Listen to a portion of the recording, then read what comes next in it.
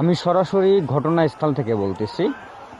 বেগম রোকেয়া বিশ্ববিদ্যালয় ছাত্রদল শিবিরের ধাওয়া পাল্টা ধাওয়া।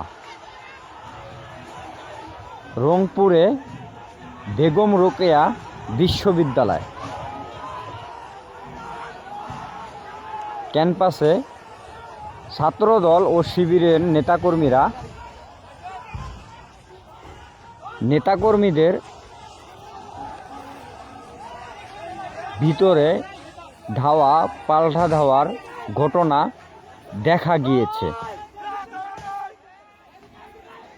এই ঘটনা কেন্দ্র করে ক্যাম্পাসে উত্তেজনা সৃষ্টি হয়েছে।